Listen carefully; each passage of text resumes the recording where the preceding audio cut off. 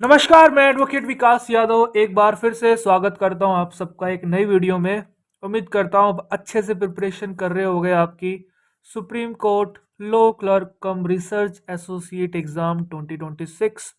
Last video अगर आपने नहीं देखा है तो एक बार जरूर चेकआउट कर लेना, क्योंकि पार्ट वन अगर आप देख लोगे तो पार्ट टू आपको काफ़ी इजी लगेगा, क्योंकि रिपीटेशन दिखेगी, प्रोविजंस की रिपीटेशन दिखेगी।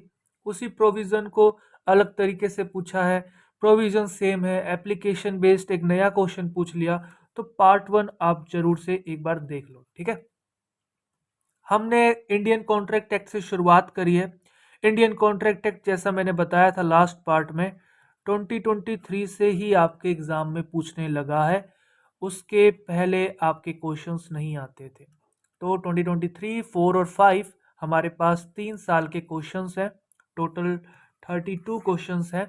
लास्ट क्लास में हमने 2023 के सारे क्वेश्चंस कवर कर दिए थे, जो कि 10 क्वेश्चन थे। आज की क्लास में हम 2024 के सारे क्वेश्चन कवर करेंगे, जो कि 12 क्वेश्चन है। एंड नेक्स्ट वीडियो में हम कवर करेंगे पार्ट 3 एंड 2025 के सारे क्वेश्चन कवर करेंगे, जो कि 10 क्वेश्चन है, ठीक है। चलो फिर शुरू करते हैं बिना किसी देरी के। पहला क्वेश्चन है हमारा, जो कि आप देख पा रहे हो स्क्रीन पे। मेघना एंटर्स इनटू ए कॉन्ट्रैक्ट, ठीक है। तो मेघना जी ने भाई एक कॉन्ट्रैक्ट में एंट्री करी है। एंड कॉन्ट्रैक्ट में आप देखोगे क्लोजेज होती हैं ना, जैसे पैराग्राफ वगैरह क्लोजेज होती हैं, तो उसके अंदर कॉन्ट्रैक्ट ड्राफ्टिंग जिन्होंने थोड़ी बहुत करी हुई है उनको थोड़ा आइडिया होगा कि हम पहले इस चीज़ के बारे में बताते हैं कि दो पार्टी किस लिए मिल रही हैं, क्या उद्देश्य है मिलने का, एम क्या है, ऑब्जेक्टिव क्या है, कैसे कैसे उस एम को अचीव करना है। मान लो उस एम को अचीव करने में कोई प्रॉब्लम आ रही है तो कैसे उसको रिजोल्व करना है। कोई पार्टी ब्रीच करती है तो कैसे उसका रिजोल्यूशन होगा। क्या हम लीगल प्रोसीडिंग्स की हेल्प ले सकते हैं, एडीआर का कौन सा मैकेनिज्म यूज होगा। और डिफरेंट डिफरेंट सिनारियोज की, कोई मान लो आपने ऐसा आइटम है जो रास्ते में खराब हो सकता है डिलीवरी के टाइम, तो उसके बारे में बताना है कि कितने दिन में आ जाना चाहिए। या फिर जैसे आप देख रहे हो एक क्लोज के अंदर बताया गया है इस कॉन्ट्रैक्ट में फोर्स मेजर, जिसको हम एक्ट ऑफ गॉड भी बोलते हैं, जिसको हम विस मेजर भी बोलते हैं। लॉ ऑफ टोर्ट्स का एक कंसेप्ट है जो आपने जरूर पढ़ा होगा, बहुत ही बेसिक कंसेप्ट है। लिक्विडेटेड डैमेजेस भी बहुत एक बेसिक चीज थी, मैंने बताया था। जो प्री डिसाइडेड डैमेजेस होते हैं, लिक्विडेटेड डैमेजेस ही आपके लॉ ऑफ कॉन्ट्रैक्ट में हम पढ़ते हैं, अनलिक्विडेटेड डैमेजेस हम लॉ ऑफ टोर्ट्स में पढ़ते हैं। दो लाइन में अगर आपने देखा होगा तो कितनी ज्यादा इंफॉर्मेशन लॉ की दे रखी थी। ये एग्जाम मैंने देखा है एप्लीकेशन बेस्ड क्वेश्चन है। जितना बच्चे का कंसेप्ट क्लैरिटी है, जितना बच्चे को छोटी छोटी बातें बेसिक नॉलेज है, वो बच्चा उतनी आसानी से एग्जाम को कवर करेगा। जिन बच्चों को आईआईटी खड़गपुर एलएलएम का एग्जाम देना है उनके लिए भी ये क्वेश्चंस मेरे पॉइंट ऑफ व्यू से काफी इंपॉर्टेंट हो सकते हैं, तो जरूर से वो बच्चे भी इन क्वेश्चंस को एक बार जरूर से देख लें। तो मेघना जी ने भाई कॉन्ट्रैक्ट किया है प्रभा जी के साथ। किस चीज के लिए किया है? To supply furniture worth ₹20 lakhs, ठीक है। तो मेघना जी भाई फर्नीचर डिलीवर करेंगी प्रभा जी को ₹20 lakhs में। अंडर द कॉन्ट्रैक्ट मेघना was to deliver the furniture within 4 weeks। तो इन बातों का ध्यान रखना है। कॉन्ट्रैक्ट क्लोज में ये सब बातें हुई हैं कि भाई ये आपको with in 4 weeks of the contract जैसे कंप्लीट होता है आपको डिलीवर कर देना है, ठीक है। मेघना जी को प्रभा को। इन केस ऑफ डिले, चलो मान लो अगर डिले हो जाती है, in case of a delay attributable to मेघना, she is to pay Prabha ₹5 lakhs for each day of delay.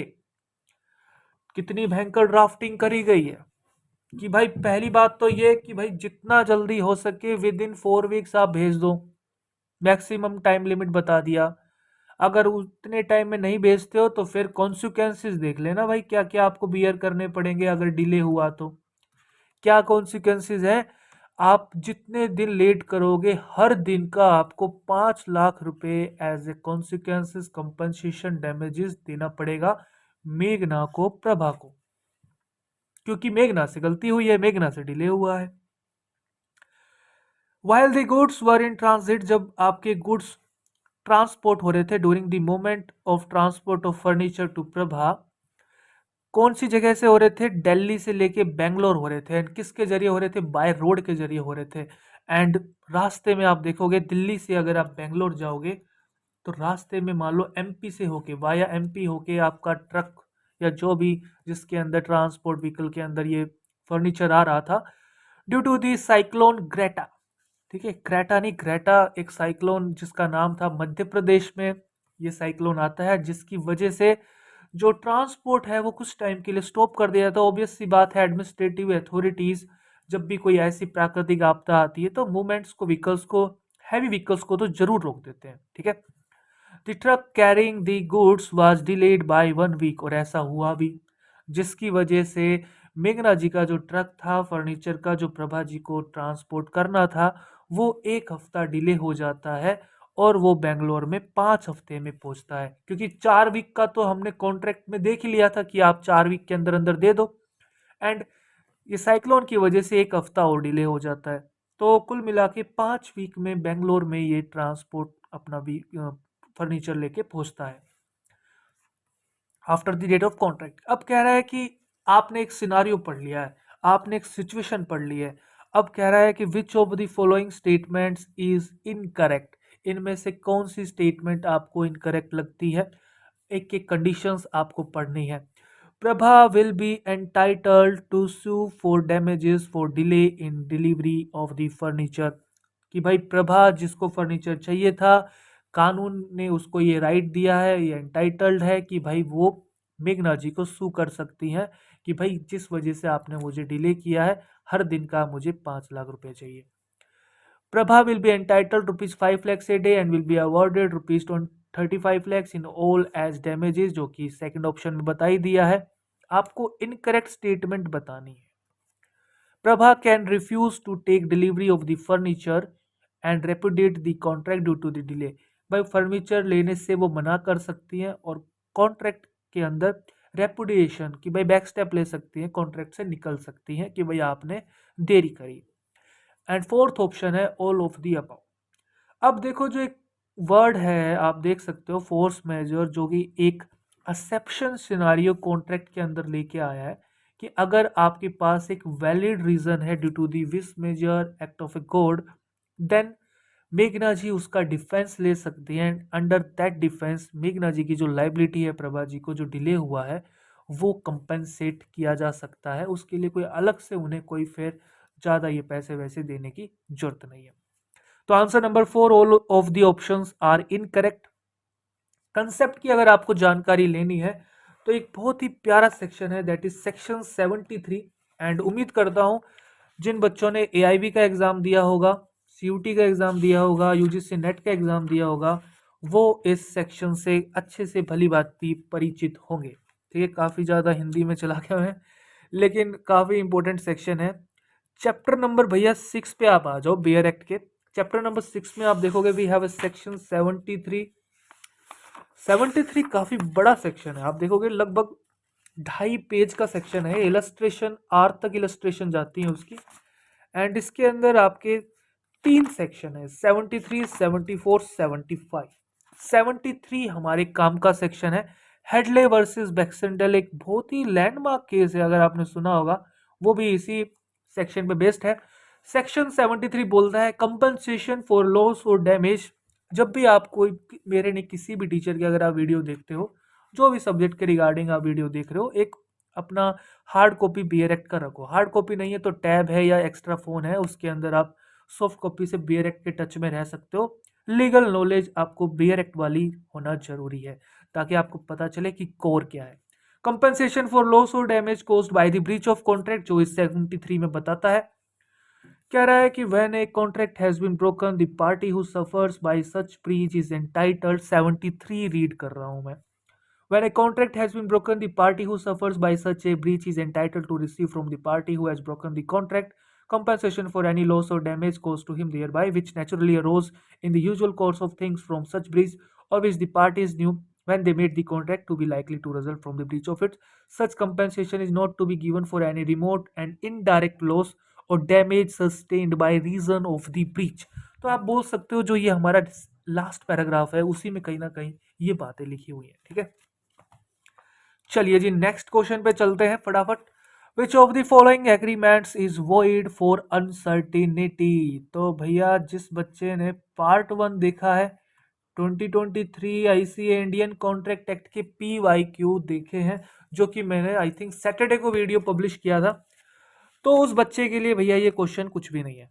ठीक है, क्योंकि हमने किया था अनसर्टिनिटी के रिगार्डिंग जो चीज सर्टेन नहीं है, ठीक है, जिसमें एम्बिग्यूटी है। तो that is section number 29 of your bare act, agreements void for uncertainty. Agreements the meaning of which is not certain or capable of being made certain are void। ऐसे एग्रीमेंट void होते हैं। अब देखो ये चीज तो आपने पढ़ ली यहाँ पे, लेकिन अब वो आपसे इसकी प्रैक्टिकल एप्लीकेशन जानना चाह रहा है, क्योंकि ऐसे ही कल को अगर आपको एडवोकेट बनना है, सुप्रीम कोर्ट में जाके क्लर्क बनना है, रिसर्चर बनना है, तो आपके सामने ऐसे ही डिफरेंट डिफरेंट पार्टीज के केस आएंगे, फैक्ट्स आएंगे, तो उनको आपको जज करना है। 29 की इलस्ट्रेशन पढ़ते हैं आप, इतनी ज्यादा इलस्ट्रेशन दे रखी है एफ तक। अब आपसे ये पूछ रहा है इनमें से कौन सा एग्रीमेंट वॉइड हो जाएगा, किस रीजन की वजह से, ड्यू टू अनसर्टेनिटी। तो पहला हम ऑप्शन पढ़ते हैं, पारुल, जो कि एक लड़की होंगी, ऑब्वियसली पारुल लड़की का नाम है, जो कि पर्ल नेकलेसेस बनाती हैं। पर्ल आप कह सकते हो एक नेकलेसेस में जो डायमंड या जो भी एक कह लो कि पर्ल एक अपने आप में डिफरेंट वैरायटी है, जिसको लेके नेकलेसेस बनते हैं। जैसे गोल्ड के नेकलेसेस होते हैं, सिल्वर के होते हैं, डायमंड के होते हैं। तो ये एग्री करती हैं 10 नेकलेसेस डिलीवर करने को, किसको, रीमा को। किस प्राइस पे, 1 लाख रुपीज पे। क्या यहाँ पे आपको अनसर्टेनिटी दिख रही है? हमें एक्चुअल में पता है कि ये कौन से 10 नेकलेस, अगर यहाँ पे देखो एक मैं वर्ड लिख देता, Parul who makes pearl necklaces only, तब ये अनसर्टेन नहीं होता और तब ये एक वैलिड एग्रीमेंट माना जाता। लेकिन यहाँ पे हमारे पास आप बोल सकते हो जो नेकलेसेस हैं उनका हमें एग्जैक्ट आइडिया नहीं है कि ये पर्ल नेकलेसेस की बात हो रही है या कौन से नेकलेसेस की बात हो रही है। तो इस वजह से अनसर्टेनिटी आ रही है एंड आपका आंसर फर्स्ट ही हो जाता है। बाकी स्टेटमेंट भी पढ़ते हैं।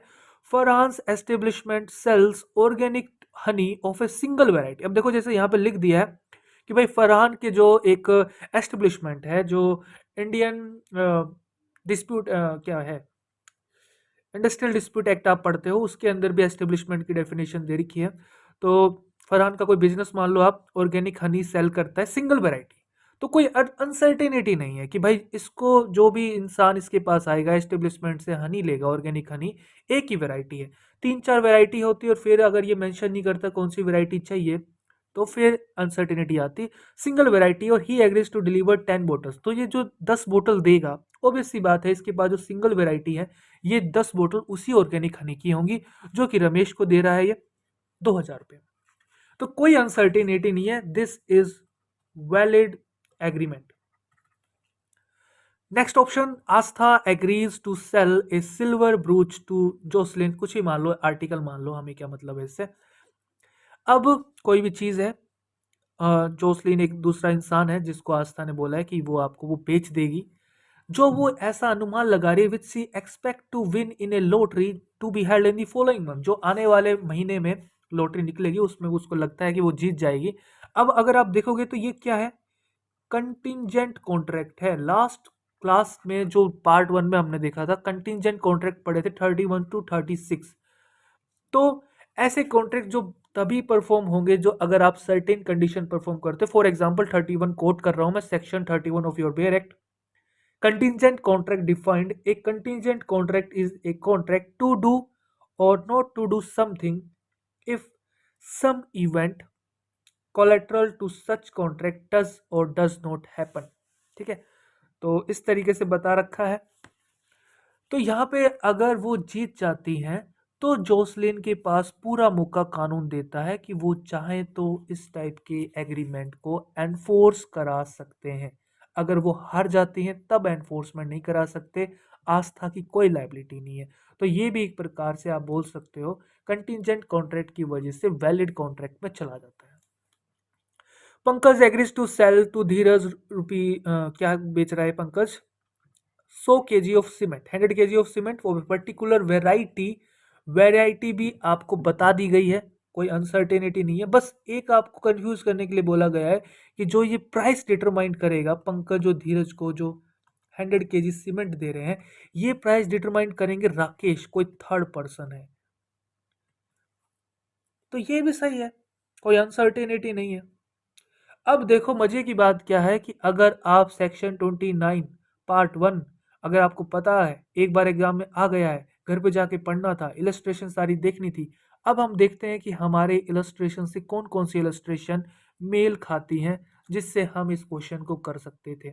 अगर नेकलेस वाली बात करें तो कौन सा इलस्ट्रेशन हमारे लिए सही रहेगा? जी आप बोल सकते हो, ठीक है। देन फिर ऑर्गेनिक हनी वाली बात करें, जो सिंगल वैरायटी बता दी गई है, इसके लिए हम चलते हैं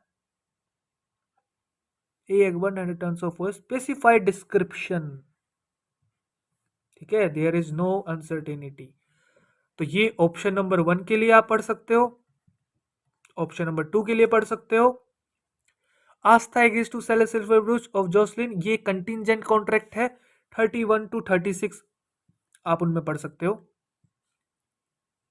पंकज वाला देखें, धीरज वाला, तो वो आप पढ़ सकते हो। जो प्राइस डिटरमाइन करी है ये है आपका option number 4। A agrees to sell B 1000 maunds of rice at a price to be fixed by C, ठीक है। There is no uncertainty. तो ये एक्सप्लेनेशन जो मैंने आपको बोली है वो यहां पे लिख भी दी है। कंटीजेंट कॉन्ट्रैक्ट के लिए जो ऑप्शन नंबर 3 में हमने पढ़ा, उसके लिए आप इतनी चीजें पढ़ सकते हो। कंडीशंस दे रखी हैं, इसके लिए अगर आप चाहो तो ये वाला पढ़ सकते हो illustration. A makes a contract with B to buy B's horse if A survive C, this contract can not be enforced by law unless and until C dies in A's life time. तो condition perform होगी तो फिर आप कह सकते हो दूसरी party के पास पूरा राइट है कि वो चाहें तो कॉन्ट्रैक्ट को एनफोर्स करा सकते हैं। Which of the following statements is incorrect? देखो दो ही क्वेश्चन हुए हैं लेकिन एक्सप्लेनेशन बहुत है, क्योंकि एग्जाम में क्वेश्चन ही ऐसे आ रहे हैं। Which of the following statement is incorrect? Incorrect statement बतानी है। इंजेक्शन के रिगार्डिंग क्वेश्चन है। इंजेक्शन वैसे हम काफ़ी डिटेल में आप कह सकते हो, इंडियन कॉन्ट्रैक्ट एक्ट हो गया, सीपीसी हो गया, स्पेसिफिक रिलीफ एक्ट हो गया, इन 3 में लगभग आप पढ़ते ही रहते हो, ठीक है। सिविल सूट में जहाँ पे गुड्स की बात होगी, सेल ऑफ गुड्स एक्ट भी आप ले सकते हो, इन सब में इंजंक्शन वर्ड आपको मिलता ही होगा। तो स्टेक हम पढ़ते हैं। अब कह रहा है कि injunction against A breach of a contract will not be granted. किन सिचुएशंस में अगर आपने कॉन्ट्रैक्ट का ब्रीच किया है तो कोर्ट आपको इंजंक्शन ग्रांट नहीं करेगा? तो देखो एक बहुत ही फेमस सेक्शन है जो स्पेसिफिक रिलीफ एक्ट का सेक्शन नंबर 41 है, उससे भी आप इंस्पिरेशन ले सकते थे। लेकिन चलो हम एसआरए पे नहीं जाते हैं, हम एक जस्ट अगर Indian contract act contract law में अगर एग्जामिनर ने उस हेडिंग में ये क्वेश्चन पूछा है तो हम एक जनरल कॉन्ट्रेक्चुअल नॉलेज जो हमारे पास है उसके अंदर हम ये इस क्वेश्चन को करने की कोशिश करेंगे। सबसे पहले हम समझते हैं कि इंजंक्शन होता क्या है। देखो इंजंक्शन, पहली बात तो आपको पता होना चाहिए एज पर एसआरए जो थोड़ा डिटेल में बता रखा है, injunction is a kind of preventive relief. ये अपने आप में बहुत बड़ा वर्ड है, इसी से आप समझ जाओगे। आप सभी ने एक फ्रेज सुनी होगी, prevention is better than cure, ठीक है। तो इंजंक्शन एक ऐसी चीज है कि हम कोर्ट के पास जा रहे हैं और हम दरख्वास्त कर रहे हैं कि माय लॉर्ड आगे कुछ ऐसी देरी ना हो जाए, फॉर एग्जाम्पल इररिपेबल इंजरी, इररिपेबल लॉस, जिसका हम भरपाई भी नहीं कर पाएंगे। उससे बचने के लिए बढ़िया यही है कि हम क्योर पे जाएं। उससे बचने के लिए आप प्रिवेंशन दे दो, प्रिवेंटिव रिलीफ दे दो, हमें इंजंक्शन ग्रांट कर दो। माय लॉर्ड हमारा केस प्राइमा फेसाई केस है, हमारे केस के जीतने की बहुत ज़्यादा चांसेस हैं, हमारे पास जो भी सबूत है चिल्ला चिल्ला के बता रहा है कि हमारी ही सक्सेस होगी, डिफेंडेंट की गलती है। My Lord balance of convenience हमारे फेवर में है, यानी कि हम ये बोल सकते हैं कि इंजंक्शन आप ग्रांट कर दोगे तो उसमें कोई घाटा नहीं है, लेकिन नहीं ग्रांट करोगे तो उसमें घाटा है, ठीक है। तो यही जो मैंने आपको तीन बातें बोली, these are the most important three pillars when you are drafting a injunction, we can say suit applying for injunction. आपको ड्राफ्टिंग में ये तीनों पिलर्स हिट करने होते हैं। Prima facie case, balance of convenience and the potential for irreparable injury, जिसको चाह के भी सुधारा नहीं जा सकता। ठीक है, तब जाके आपको इंजंक्शन ग्रांट होता है। Injunction is a pure discretionary, आप कह सकते हो पावर ऑफ द कोर्ट की ग्रांट करना है नहीं करना है। अब हमारे क्वेश्चन पे आते हैं। ये थी एक बेसिक नॉलेज जो क्वेश्चन के पीछे की नॉलेज है। कह रहा है कि जो कॉन्ट्रैक्ट स्पेसिफिकली एनफोर्सेबल ही नहीं है, क्या वहां पे इंजंक्शन कोर्ट ग्रांट करेगा? खुद बताओ आप। जो कॉन्ट्रैक्ट स्पेसिफिकली एनफोर्सेबल ही नहीं है, क्योंकि कॉन्ट्रैक्ट की डेफिनेशन ही होती है an agreement enforceable by law is a contract. तो स्पेसिफिकली एनफोर्सेबल ही नहीं कर सकते हो। सेक्शन 2 डेफिनेशन पे जाओ और एग्जैक्ट अगर मैं आपको फ्रेज बताऊं, क्लोज बताऊं उसकी सेक्शन 2 की, तो ये आपका बोल रखा है an agreement not enforceable by law is a void contract. 2G, 2G में बोल रखा है भैया। और जो चीज वॉइड है दैट इज वॉइड एब इनिशियो। वॉइड एब इनिशियो तो बात खत्म। अब इंजंक्शन लेने के लिए क्या आप इंटरेस्टेड हो?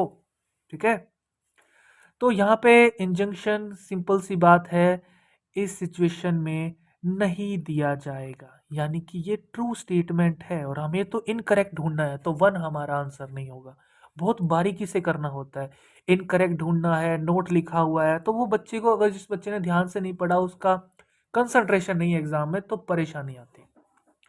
कह रहा है where there will be no irreparable loss, जैसा कि मैंने बताया माय लॉर्ड, बहुत ज्यादा चांसेस हैं कि इररिपेबल इंजरी हो सकती है। और यहाँ पे बोल रहा है कि इररिपेबल लॉस नहीं होगा, कोई ऐसी इंजरी नहीं होगी। आपने जो इंजेक्शन के 3 पिलर्स थे उसमें से एक पिलर को हटा दिया, तो फिर अब नहीं मिलेगा। सिंपल सी बात है, यहाँ पे बहुत ज़्यादा चांसेस हैं इंजेक्शन नहीं दिया जाएगा। तो ये भी ट्रू स्टेटमेंट है।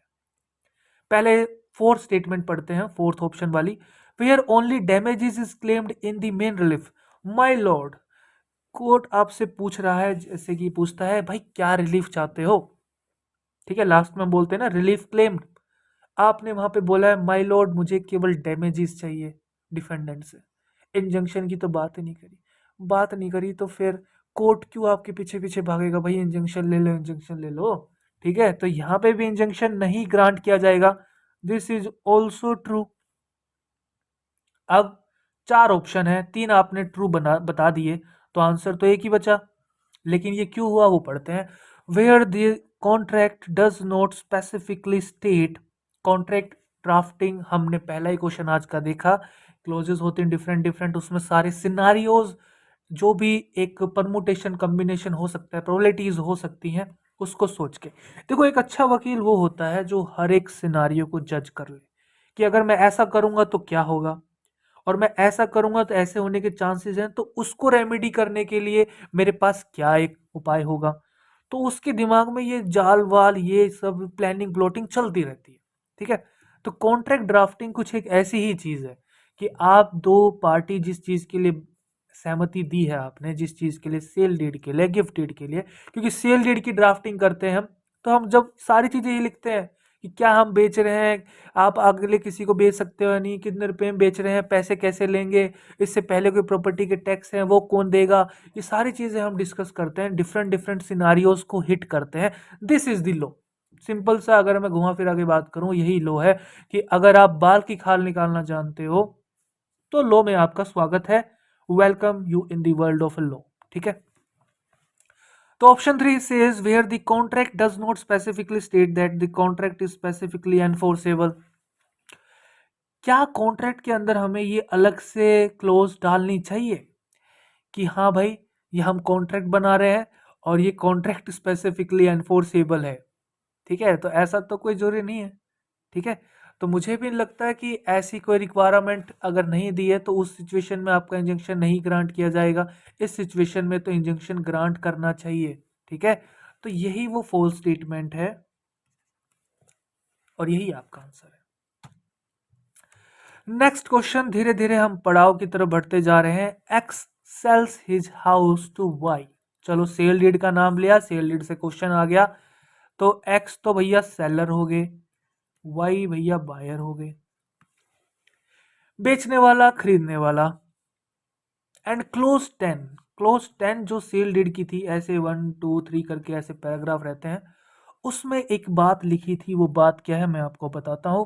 Provides that in the case of a statutory dues, जो भी डिफरेंट डिफरेंट आप कह सकते हो टैक्सेस हैं, जो आपके कानून है, उनके अंदर जो भी ऐसा बताया गया है कि अगर आपके पास कोई प्रॉपर्टी है तो ऐसा टैक्स है, या कोई भी अगर आपके ड्यूज हैं तो वो आपको पे करने होते हैं। कह रहा है कि in case of any statutory dues, जो बकाया कोई भी टैक्स है ऐसा जो claimed against Y for a period prior to the sale, X will compensate for the same. कि भाई खरीदने के बाद तो ये जिम्मेवारी वाई की होगी, लेकिन खरीदने से पहले कोई बकाया अगर स्टैट्यूटरी ड्यूज है इस प्रॉपर्टी के रेफरेंस में, हाउस के रेफरेंस में, तो वो सारी की सारी भरपाई एक्स करेगा, जो कि सेलर है, जो कि फिलहाल प्रेजेंटली टाइम में ओनर है। ठीक है, इस क्लोज को कॉन्ट्रैक्ट में रखा गया, दोनों पार्टी ने सहमति दी, एंड तभी फाइनली मेरे ख्याल से सेल डीड साइन हुई। अब कह रहा है कि जो ये क्लोज है, क्लोज 10, ये लो के कौन से कंसेप्ट पे बेस्ड है, आपसे जस्ट ये जानना चाह रहा है।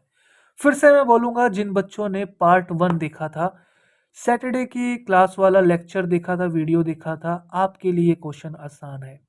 लास्ट क्लास में मैंने गारंटी, कॉन्ट्रैक्ट ऑफ गारंटी का कंसेप्ट समझाया था कि वहां पे 3 लोग चाहिए होते हैं, surety, principal debtor and creditor. इन तीनों लोगों से मिलके ही कॉन्ट्रैक्ट ऑफ गारंटी बनता है। ठीक है, अब यहाँ पे बताओ यार कितने लोग हैं? 2 ही लोग हैं। अगर आपने वो लेक्चर देख लिया था, इतना सा समझ लिया था, तो फिर तो ये तीनों ऑप्शन आपके गए। इंडेमनिटी का मतलब ही नहीं पता आपको, लेकिन फिर भी आप कर सकते थे अगर वो वीडियो ही देख लेते तो। लेकिन भैया गारंटी पढ़ रहे हो आप, 126 पे आ गए हो, तो 124 तो जरूर पढ़ो, क्योंकि इसमें जो डिफरेंस है, माइनर डिफरेंस, वो यही है कि एक तो 3 लोग होते हैं, इंडेमनिटी में 3 लोगों का होना जरूरी नहीं है, 2 से भी काम चल जाता है। और दूसरी बड़ी बात कि इंडेमनिटी में और श्योरिटी में, ये गारंटी में डिफरेंस है। In case of his default एक कीवर्ड है जिसके बेसिस पे हम बात करते हैं। चलो आज हम थोड़ा सा डिस्कस कर ही लेते हैं एक बार दोनों को parallelly. Contract of indemnity defined a contract by which one party promises, एक पार्टी यहाँ पे मान लेते हैं जैसे कि एक्स हमारे केस में है, to save the other, other party, other हमारे पास यहाँ पे वाई है, किस चीज के लिए? From the loss cost to him की बात करें तो वो वाई है, किसके द्वारा? By the conduct of promisor, promisor X, या तो उसके द्वारा, या फिर और by the conduct of any other person जो एक्स से रिलेटेड है, प्रोमिसर से, या कोई भी दूसरा इंसान, कोई भी हो। तो ये वो वचनबंध है। ठीक है, वो आपको वचन दे रहा है, एंड इस टाइप का जो कॉन्ट्रैक्ट है that is contract of indemnity. वहीं अगर हम 126 में देखिए, कॉन्ट्रैक्ट ऑफ गारंटी में श्योरिटी की डेफिनेशन बताई गई है, प्रिंसिपल डेटर की बताई गई है, क्रेडिटर की बताई गई है। एक बार फटाफट फिर से मैं बता देता हूं क्योंकि इंपॉर्टेंट कंसेप्ट है, काफी बार एआईबी एग्जाम में भी देखा गया है। अरे यार, एआईबी एग्जाम के ही पीवाईक्यू आप अच्छे से लगा लो, उस कंसेप्ट को आप समझ लो, चीजों को याद कर लो, क्योंकि आपके एग्जाम में सुप्रीम कोर्ट कलर कम रिसर्च एसोसिएट में बेयर एक्ट आपको ले जाने की इजाजत नहीं है। आपको तो जो आपके दिमाग में, आपके माइंड में जो डाटा है वो आपको काम करेगा, जो आपकी कंसेप्ट क्लैरिटी है वो आपको काम करेगा, ये चीजें काम नहीं करेंगी। A contract of guarantee is a contract, एक सिंगल कॉन्ट्रैक्ट होता है टू परफॉर्म द प्रोमिस और discharge the liability of A third person in case of his default. ये भाई बहुत इंपॉर्टेंट कीवर्ड है। कह रहा है जो पर्सन गारंटी देता है उससे श्योरिटी बोलते हैं, इसे श्योरिटी बोलते हैं। The person in respect of whose default, अगर प्रिंसिपल डेटर डिफॉल्ट करता है, अपनी जिम्मेवारी, अपनी लाइबिलिटी परफॉर्म नहीं करता है क्रेडिटर को, देन भाई इसके डिफॉल्ट पे श्योरिटी बोल रहा है कि मैं तुम्हें वो गारंटी दे रहा हूं। ठीक है, तो ये वो प्रिंसिपल डेटर है। And the person to whom, जिसको गारंटी दी जा रही है, उस इंसान को, भले इंसान को क्रेडिटर बोला जाता है। ठीक है। और बहुत मजे की बात क्या है, जो ये गारंटी है आइदर ओरली भी हो सकती है और रिटर्न भी। ये छोटी छोटी बातें हैं, अगर आपको पता है तो बात ही यार अलग होती है ना। छोटी बातें हैं मगर मोटी बातें हैं, छोटा पैकेट बड़ा धमाका। तो हमारे केस में यही मैंने आपको चीज समझाई, इसकी वजह से हमारा आंसर ए हो गया है। नेक्स्ट क्वेश्चन की तरफ चलते हैं। Which of the following does not amount to fraud? First lecture में पार्ट ए में बताया, एआईबी के एग्जाम में जाके देख लो, और बहुत बेसिक सेक्शन है 13 से लेके 19 ए। अगर आपने नहीं पढ़ा तो फिर क्या पढ़ा। वो गाना सुना होगा ना, एक बार ही किया तो यारो प्यार क्या किया। ठीक है। तो अगर आपने इंडियन कॉन्ट्रैक्ट एक्ट के ये सेक्शन नहीं पढ़े तो फिर क्या किया। ठीक है। एक बार नहीं, 10 बार पढ़ना पड़ेगा। ठीक है।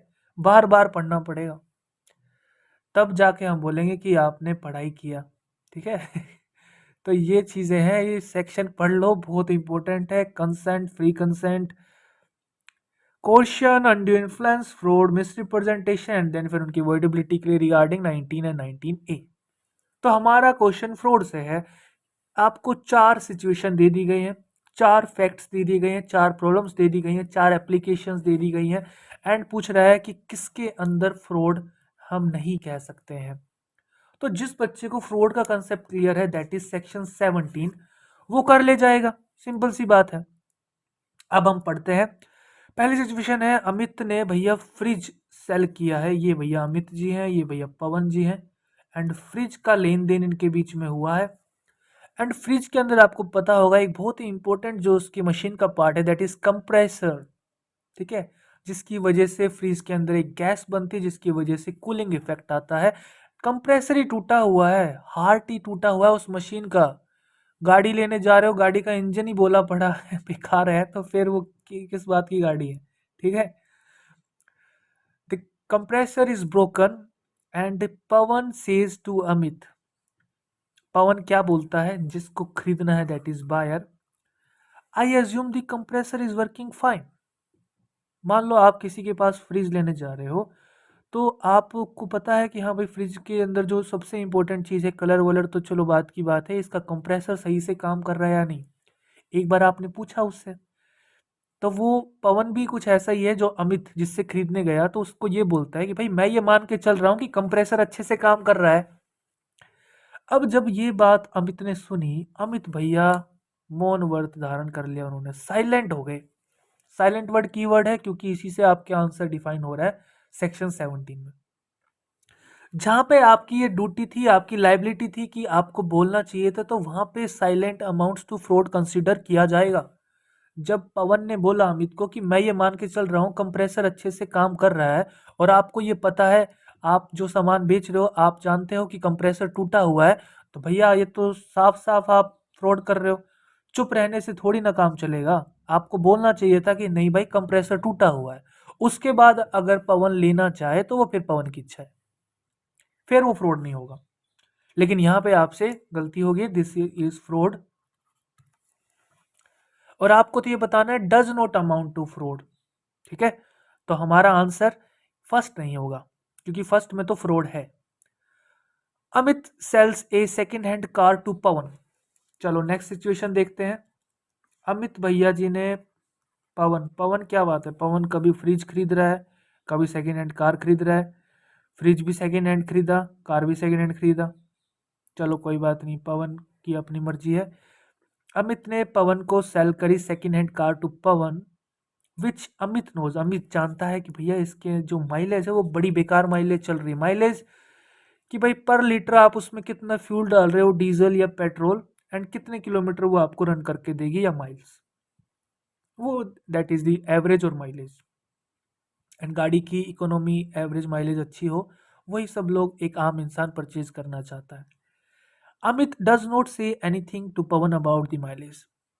ना तो पवन ने कुछ ऐसा पूछा माइलेज के रिगार्डिंग, ना अमित ने पवन को कुछ ऐसा बताया। ऐसा भी हो सकता है पवन नो सीखा है, पवन को पता ही नहीं ये सब चीजें मैटर करती हैं, या पवन को लगा कि यार सेकेंड हैंड ही गाड़ी है, माइलेज पे मुझे ज्यादा फोकस नहीं करना, सीखने के लिए ले रहा हूँ, कुछ टाइम बाद नहीं ले लूंगा। ना तो पवन ने इस चीज को ज्यादा तवज्जो दी, ना अमित ने इस चीज के बारे में डिस्कशन किया। तो यहाँ पे ये चीज फ्रॉड नहीं होगी। ठीक है, कल को अगर पवन आके बोल दे कि यार तुमने तो मेरे को ऐसी गाड़ी दे दी कि इसका माइलेज बड़ा पुअर है, अच्छे से माइलेज नहीं निकाल रही, तो भैया ये चीज फ्रॉड में नहीं आएगी। Does not amount to fraud, and this is your answer. ठीक है, यही आपका आंसर है प्यारे बच्चों। आपको यही बताना था किस सिचुएशन में फ्रॉड नहीं होगा। तो इसके आगे प्यारा सा लिख देता हूं मैं ANS। Option number 3, Amit sells a painting holding it out to be by a particular famous painter. ये तो कई बार आपने मूवीज में भी देखा होगा कि आपने पेंटिंग बना दी अच्छी सी और उसको शोकेस कर दिया, आर्की में लगा दिया, आर्काइव में लगा दिया, म्यूजियम में लगा दिया और बोल दिया ये तो भाई बहुत फेमस फेमस पर्टिकुलर फलाना फलाना पेंटर की पेंटिंग है, खरीद लो खरीद लो। लेकिन आप जानते हो ये फेक है ना, और ये ऐसे ही किसी ने लोकल इंसान ने बनाई हुई है। तो भैया ये तो आपको पता है आप डिसीव कर रहे हो जानबूझ के किसी को। तो ये तो सिंपल सा कोई भी बता दे, राह चलता आदमी भी फ्रॉड है। आप नाइकी का जूता बोल के आप निक्की का जूता बेच रहे हो तो फ्रॉड ही तो है। अब इसमें ज्यादा और मैं क्या समझाऊं। रिबूक का जूता बोल के रिबूक का जूता बेच रहे हो तो ये फ्रॉड ही तो है। अब इसमें कोई आपको वाह वाही थोड़ा ना देगा। ऑप्शन नंबर 4, अमित जो कि स्टोर कीपर है, आप बोल सकते हो जहाँ पे कोई स्टोर वगैरह है, शोरूम वगैरह है। एंड व्हेन आस्क्ड बाय पवन, फिर से अमित और पवन के बीच में ही सारी कार्रवाई चल रही है। अमित बेचारा हर बार कुछ बेचता है या कोई पेंटिंग बेचता है, कभी स्टोर कीपर बन जाता है। ठीक है, अमित एक लेकिन रूप अनेक। Amit store keeper when asked by Pawan, Pawan पूछता है, जैसे मान लो आप कहीं किसी शोरूम पे जाते हो कोई शूज लेने। यहाँ पे हालांकि जेन्युइन लेदर बैग की बात हुई है, चलो बैग की बात कर लेते हैं। आपने पूछा कि क्या भैया इस स्टोर पे जेन्युइन लेदर बैग्स अवेलेबल हैं। अमित, अच्छा, उसकी छाती है ना मतलब खुशी से चौड़ी होगी, चलो जी ग्राहक आया इसको लपेट लेते हैं जैसे तैसे, है ना। तो वो इशारा करके बताता है और इतने मतलब पॉजिटिव कॉन्फिडेंस अंदाज से बताता है, जो ये इंग्लिश में वर्ड लिखा है gestures at a particular aisle, यानी कि वो दिखाता है आइए आइए आइए, जैसे हम बोलते हैं ना दुकान में कोई जाता है आइए आइए इधर चलिए, फर्स्ट फ्लोर पे चलिए, इस वाले कॉलम में चलिए। ठीक है, तो ऐसे वो बता रहा है डिस्पाइट नोइंग, लेकिन उसे पता है, वो जानता है कि नहीं भाई हमारे पास तो कोई जेन्युइन लेदर बैग की नाम की चीज नहीं है। लेकिन स्टिल वो उसको कॉन्फिडेंस दिलाता है कि नहीं यार हमारी दुकान पे खूब है लेदर, जेन्युइन लेदर बैग है, यहाँ नहीं मिलेगा तो कहाँ मिलेगा। ठीक है, तो ये भी भैया फ्रॉड है। इंड्यूस कर लेता है उसको, जबकि उसे पता है कि उसके दुकान पे स्टोर पे ऐसा कोई भी जेन्युइन लेदर बैग नहीं है। This is also fraud. तो हमारा आंसर 2 हुआ। अब देखो यही एक लॉ है, law is basic common sense. अगर आप ये चीजें, क्योंकि बहुत पहले पढ़नी होती हैं ये चीजें, जब आप LLB पढ़ रहे होते, जब फ्रॉड सेक्शन आपने फर्स्ट टाइम देखा तब पढ़नी होती हैं ये सब चीजें। ठीक है, अभी ये चीज़ें पढ़ना इतनी तवज्जो देने का आई थिंक 1 महीना आपके एग्ज़ाम में ही है। आज 2 फरवरी है, 7 मार्च को एग्ज़ाम है। चलो ठीक है, जितना हो पाए अपने आप को ट्रांसफॉर्म करने की कोशिश करो। कई बार हम आप जंग हर बार इसलिए लड़ी नहीं जाती है कि हमें जंग जीतनी ही है। जंग कई बार लिए भी लड़ी जाती है कि हमें जंग के अंदर क्या-क्या परेशानियाँ आ सकती हैं। जंग की फ़ील लेने के लिए, एक एक्सपीरियंस लेने के लिए, अपने आप की जो एक कह सकते हो थ्योरेटिकल नॉलेज है या जो भी आपने सीखा है, उसको प्रैक्टिकल अप्लाई करने के लिए भी कई बार जंग लड़ी जाती है। ठीक है? तो एग्ज़ाम में सक्सेस मिले या ना मिले वो बात की बात है, लेकिन आप अपनी तरफ से ट्राई करो। 1 डेढ़ महीने में अपने आप को ट्रांसफ़ॉर्म करने की कोशिश करो। अपनी जो भी नॉलेज है ये 6 सब्जेक्ट्स के regarding, constitution, Indian contract, CPC, IPC, CRPC, Indian evidence, इनके अंदर अपनी नॉलेज को इम्प्रूव करो। एग्ज़ाम नेक्स्ट ईयर फिर से होगा, फिर से ट्राई करना, अगर आप विदिन एज ब्रैकेट हो तो। ठीक है? और अगर एज निकल भी जाएगी, अगर यही लास्ट अटेम्प्ट है तो भाई पूरा एक बार फोर्स लगा दो, अच्छे से एक बार अटेम्प्ट लगा दो। लेकिन फिर भी नहीं होता है तो हार नहीं माननी है। ठीक है, अगर आपके पास उम्मीद है तो आप जिंदा हो, जिस दिन उम्मीद खत्म तो आप जिंदा नहीं हो। ठीक है, सपने हैं तो आप जिंदा हो, जिस दिन सपने नहीं आप जिंदा नहीं हो। ठीक है, तो हमेशा उम्मीद रखिए अच्छा होने की, कुछ अच्छा ही होगा। एंड सपने हमेशा रखिए, क्योंकि सपने नहीं है तो फिर काम करने का मन नहीं करता है। आपको जो चाहिए उसका सपना रखो, उसको पाने के लिए मेहनत करो, ठीक है? तभी काम करने में मज़ा आता है, तभी भगवान भी आपकी हेल्प करता है कि हाँ यार, ये इंसान कुछ चाह रहा है और जो ये चीज़ बनी है ये इसी के लिए बनी है। वो चीज़ आपके पास खुद चल के आएगी। वो चीज़ अब चाहती है कि मैं इसी इंसान के पास जाऊँ। वो चीज़ चाहती है कि मेरे को जो अच्छे से सँभाल के रखेगा या जो मेरी कदर करेगा वो यही इंसान है जो करेगा। ठीक है? तो पूरा ब्रह्मांड जुट जाएगा आपको कि भई वो चीज़ हमें इस इंसान को दिलानी ही है। फॉर एग्ज़ाम्पल मैं ऐसी चीज़ ही बोल रहा हूँ, कुछ भी हो सकता है, आपका एम भी हो सकता है या जो भी आपने ठाना है। तो अपने आप को इतना पॉजिटिव रखो, इतना आप अपने आप को अंदर से स्ट्रॉन्ग बनाओ कि कहते हैं ना, शाहरुख खान का डायलॉग है कि किसी चीज़ को इतनी शिद्दत से चाहो कि पूरा ब्रह्मांड, पूरी कायनात तुम्हें उसको जुटाने में शिद्दत में जुट जाए। कुछ ऐसा डायलॉग है, हालाँकि मुझे को पता है मैंने एग्ज़ैक्ट डायलॉग नहीं बोला है, लेकिन ये चीज़ें वर्क करती हैं। इसको एक इंग्लिश में टर्म बोलते हैं, दैट इज़ मैनिफेस्टेशन। ठीक है? आपको जो भी चीज़ चाहिए उसको फ़ील करो, उस एनवायरनमेंट को फ़ील करो कि हाँ, मेरे को ये चीज़ मिलेगी तो मैं ये करूँगा, वो करूँगा। दिन में सपने नहीं देखने हैं, लेकिन उसके साथ-साथ मेहनत भी करनी है। तो ये मैनिफेस्टेशन आपको उस चीज़ के नज़दीक लाएगा, वो चीज़ आपके पास आएगी, आप उस चीज़ के नज़दीक जाओगे और एक दिन वो दूरी बिल्कुल ख़त्म हो जाएगी। ठीक है? तो ये था बीच में थोड़ा-सा मोटिवेशन, जो कि ज़रूरी है, क्योंकि पढ़ाई में अगर मोटिवेशन नहीं है, पढ़ाई में अगर अंदर से जज़्बा नहीं है, क्योंकि हम एक इंसान हैं, मशीन नहीं है, ठीक है? तो जज़्बा ज़रूर चाहिए एंड धीरे-धीरे हम जो चाहिए, हमारी मंजिल जो है उसको पा लेंगे। नेक्स्ट क्वेश्चन की तरफ बढ़ते हैं, that is question number 16। A public corporation floats A tender. भैया क्यों नहीं लगाते हो आप एआईबी के पीवाईक्यू? एआईबी के पीवाईक्यू जो बच्चा लगाता, तो उसके अंदर मुझे याद भी है कि इस क्वेश्चन को एग्जामिनर ने कैसे पूछा है। इस क्वेश्चन को पूछा है कि कई बार आपने देखा होगा, मॉल्स होते हैं या 24/7 जो आपके स्टोर्स होते हैं, वहाँ पे आप देखोगे ऐसे ऐसे सारे आइटम्स लगे हुए होते हैं। आप क्या करते हो, एक ट्रॉली लेते हो और जो सामान चाहिए ट्रॉली में डाला, काउंटर पे लेके आ गए। ठीक है? तो बोल रहे हैं कि जो ये सामान रखे रहते हैं, एक्चुअल में ये क्या है? इन्विटेशन टू ऑफर है या ऑफर है, एक्सेप्टेंस है, नन ऑफ द अबव है? ऐसा ही क्वेश्चन एआईबी एग्जाम में पूछा था, कुछ वैसा ही यहाँ पे आपसे पूछना चाह रहा है। मैं सिंपल सा अगर बोलूंगा, अगर बच्चे को ये पता है प्रपोजल क्या होता है, बच्चे को ये पता है प्रोमिसर क्या होता है, बच्चे को ये पता है प्रोमिसी क्या होता है, बच्चे को ये पता है कि प्रोमिस क्या होता है, बहुत ही छोटी छोटी चीज़ें। आई थिंक सेक्शन 2 डेफिनेशन की शुरुआत ही 2-3 डेफिनेशन है। तो मुझे लगता है ये बेसिक क्वेश्चन है, और ऐसा क्वेश्चन मैं मान ही नहीं सकता कि टीचर ने जब आपको आईसीए पढ़ाया होगा तो क्लास में डिस्कस ना किया हो, जरूर किया होगा। कह रहा है एक पब्लिक कॉरपोरेशन है, इस कंपनी को मान लेते हैं, पब्लिक कॉरपोरेशन के नाम से ही मान लेते हैं, पीसी मतलब प्रियंका चोपड़ा नहीं है, पब्लिक कॉरपोरेशन है। तो जो कि एक टेंडर निकालती है, ठीक है, सरकारी कॉरपोरेशन है, कंपनी है, टेंडर निकालती है किस चीज़ के लिए, कि भाई उन्हें टेलीकम्युनिकेशन केबल सप्लाई करनी है। अब यहाँ पे एक प्राइवेट कंपनी है जिसका नाम है आर, वो ये टेंडर को पढ़ती है कि चलो भाई बढ़िया है, बढ़िया टेंडर आ गया, चलो कुछ कमाई करी जाए। तो अब ये एक बिड लगाती है, अपनी बिड सबमिट करती है पब्लिक कॉरपोरेशन को।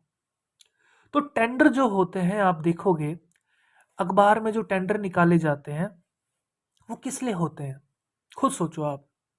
सरकार ने एक बार टेंडर निकाल दिया पब्लिक कॉरपोरेशन ने, अब वो चाहेगी कि जो भी इस टेंडर के अंदर जो भी इस बिड को जीते, वो मैक्सिमम बिड वाले को ही अपना कॉन्ट्रैक्ट देगी, टेंडर देगी।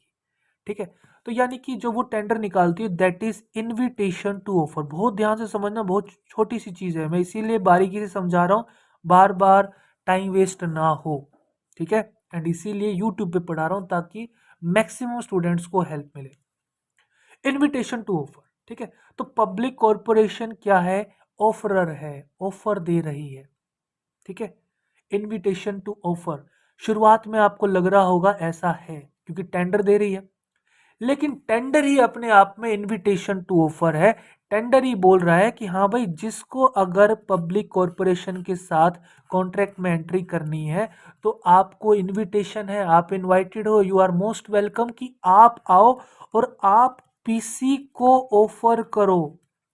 ये बहुत बड़ी बात है जो मैं हिंदी में लिख रहा हूँ, कि टेंडर ही अपने आप में सफिशिएंट है, जो टेंडर रिलीज किया गया है पब्लिक कॉर्पोरेशन के द्वारा, कि भाई मैं इनविटेशन टू ऑफर हूं, मैं आपको इनवाइट कर रहा हूं कि मुझे फलाना फलाना चीज के लिए टेलीकम्युनिकेशन केबल चाहिए।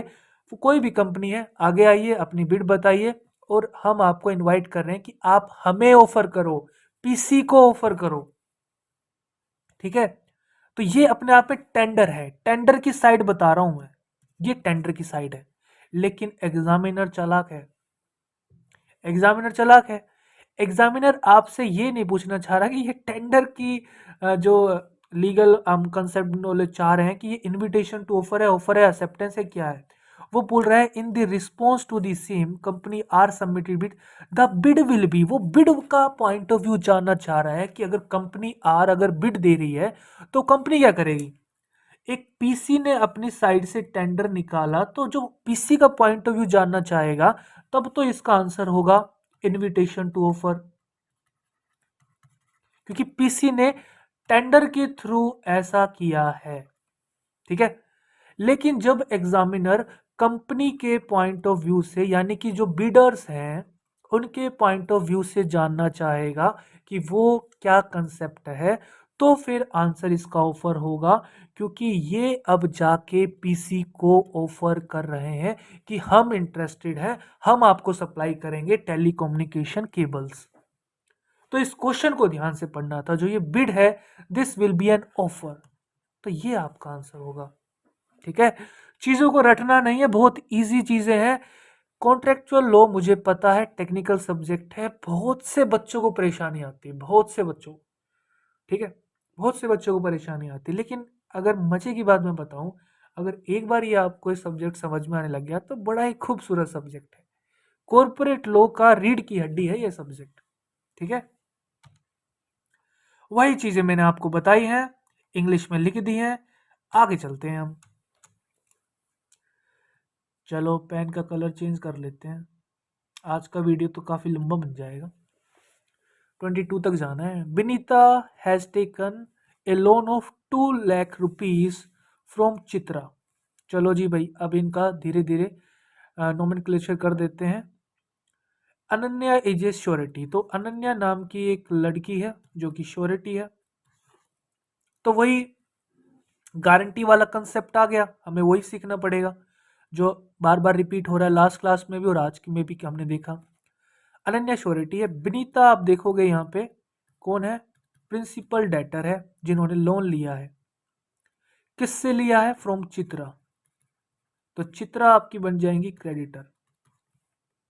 तो आई थिंक ये 3 लोग हैं हमारे क्वेश्चन में जो कॉन्ट्रैक्ट ऑफ गारंटी का एक फॉर्मेशन कर रहे हैं। Ananya is surety for the debt, Chitra demands payment. अब भाई चित्रा जी पैसा मांग रही है अनन्या से, श्योरिटी से मांग रही है, एंड श्योरिटी पैसा देने से मना कर देता है। चित्रा क्यों गई होगी अनन्या के पास, क्योंकि भाई जो विनीता जी हैं, जो उनकी लाइबिलिटी है वो उन्होंने परफॉर्म नहीं करी, and in case of his default और हर डिफॉल्ट, चित्रा के पास पूरा राइट है कि वो कहाँ जाएंगी, अनन्या जी के पास जाएंगी। अनन्या जी को बोलेंगी कि भाई आप श्योरिटी हो और एज पर सेक्शन 126 अब आप मुझे पेमेंट करोगे जो भी इसने मुझसे लोन लिया था। अनन्या इस चीज का डिफेंस करती है, डिफेंड करती है सूट को, जो कि चित्रा ने उसके अगेंस्ट फाइल कर दिया था कि भाई अब आप मुझे पैसा नहीं दे रहे, क्योंकि चित्रा के पास भी पूरा राइट है। एंड अनन्या जो ये डिफेंड करती है सूट को, तो ये कीवर्ड है, इससे आपके आंसर पे फर्क पड़ेगा। उसके पास जायज ग्राउंड होते हैं, रीजनेबल ग्राउंड्स होते हैं। फॉर एग्जाम्पल वो ये बोल सकती है कि हाँ मैं पैसा अभी नहीं दे सकती, या फिर ये पैसा अभी नहीं बनता है, कुछ टाइम बाद दूंगी, जो भी कारण हो सकते हैं वो हमें इसने अभी नहीं बताया, लेकिन रीजनेबल ग्राउंड्स हैं, जायज ग्राउंड है, तो फिर आप इसको कंसिडर करोगे। But she is compelled to pay the amount of debt with cost.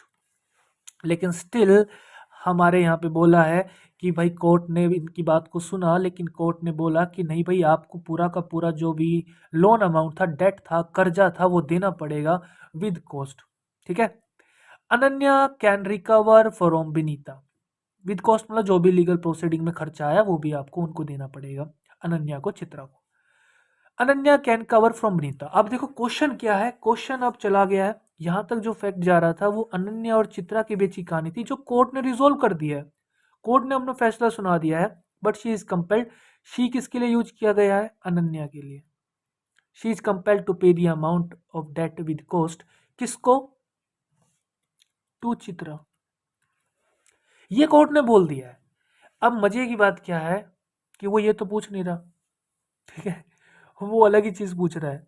वो क्या पूछ रहा है, अब देखो, वो पूछ रहा है कि जो अनन्या है, अनन्या जो कि श्योरिटी है, वो विनीता से पैसा कैसे रिकवर करेगी। चलो, आपकी जिंदगी में व्हाइट और ब्लैक कलर ही है, जैसा कि आप देखते हो मेरा जो लेक्चर स्लाइड है वो भी काफ़ी इंस्पायर्ड है वाइट और ब्लैक से। एंड कोर्ट में भी हम वाइट और ब्लैक ही पहने रहते हैं। एंड अगर वकील हैं हम तो हमारी ज़िंदगी वाइट और ब्लैक में ही निकल जाती है। लेकिन चलो आज इसी बहाने कुछ रंग आपको देखने को मिले। आज स्क्रीन पे रेड कलर है, ब्लू कलर है एंड आपका येलो कलर है। बहुत कम मैं यूज़ करता हूँ, लेकिन थोड़े से ये चीज़ें समझानी होती हैं तो थोड़ा सा कई बार चाहिए होता है, ठीक है। Ananya can recover from Vinita. अब क्वेश्चन ये है कि जो श्योरिटी है वो प्रिंसिपल डेटर से जब ये अमाउंट रिकवर करेगा, कि क्या वो रिकवर कर सकता है। पहली बात तो ये Ananya can recover from Vinita, भाई वो कर सकता है। क्यों कर सकता है, क्योंकि लॉ का एक प्रोविजन है that is section 145।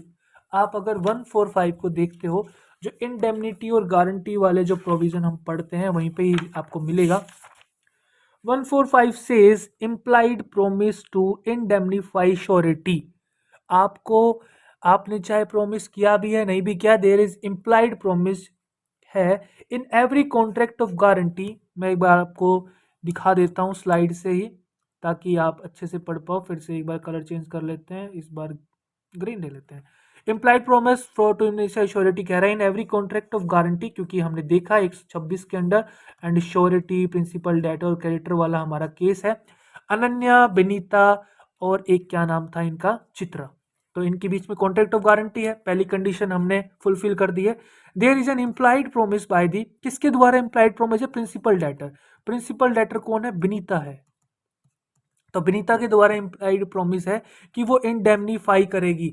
Indemnify word बना है इंडेमनिटी से, कि भाई तुम मेरे लिए श्योरिटी बनी हो चित्रा के लिए, अगर कल को मैं मेरे से पैसा नहीं दे पाया तो उस टाइम पे तुम दे देना, लेकिन बाद में मैं तुम्हें इम्प्लाइड प्रॉमिस करती हूँ कि मैं तुम्हारा जो भी लॉस हुआ है मैं तुम्हें इंडेमनीफाई करूंगी। इंडेमनीफाई दी श्योरिटी। श्योरिटी कौन है, अनन्या,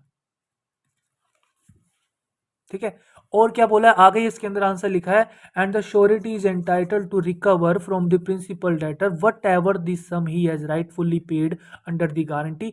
जो भी आप बोल सकते हो, जो कि हमने डेट की बात करी, जो कि 2 लाख रुपीज उसको देना है।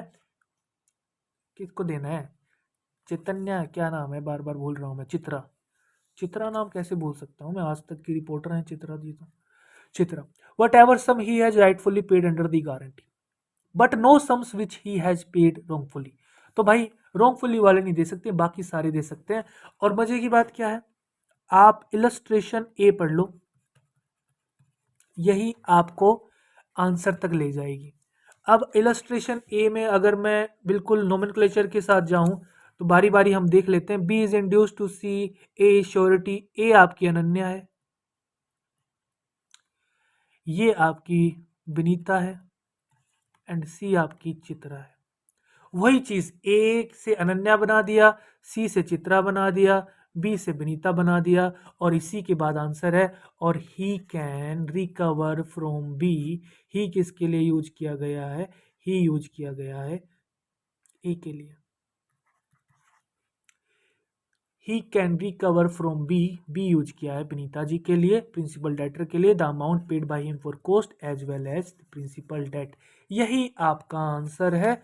जो भी प्रोसीडिंग्स की कॉस्ट एंड डेट की कॉस्ट ले सकती है, that is answer, the amount paid by her cost as well as the principal debt of rupees 2 lakhs। This is your answer. तो अगर आपका इतना कंसेप्ट क्लियर था तो मैं मान सकता हूं ये क्वेश्चन आपके लिए बना था और आप इसके लिए बने थे, ठीक है। चलो नेक्स्ट क्वेश्चन की तरफ कूच करते हैं हम। अमीना जो कि एक ओल्ड लेडी है एंड गिफ्ट डीड का कंसेप्ट काफ़ी देखा होगा आपने। अमीना एक ओल्ड लेडी है। By the deed of a gift, ठीक है, गिफ्ट डीड जो आप अपनी इच्छा से, कंसेंट से, ग्रेचुअसली है, बिना कोई पैसे के आप किसी को कोई इमूवेबल प्रॉपर्टी दे रहे हो, उसके रिगार्डिंग बात हुई यहाँ पे, ट्रांसफर के regarding certain immovable property to her daughter. तो एक अमीना है, ओल्ड लेडी है, लॉ के पर्सपेक्टिव से बोलें तो इन्हें जो गिफ्ट देता है दैट इज डोनर, ठीक है। किसको दिया जा रहा है? समीना। समीना कौन है? उनकी डॉटर है, हर डॉटर। लॉ के पर्सपेक्टिव से बोलें तो ये डनी है, ठीक है, इन्हें डनी बोलते हैं।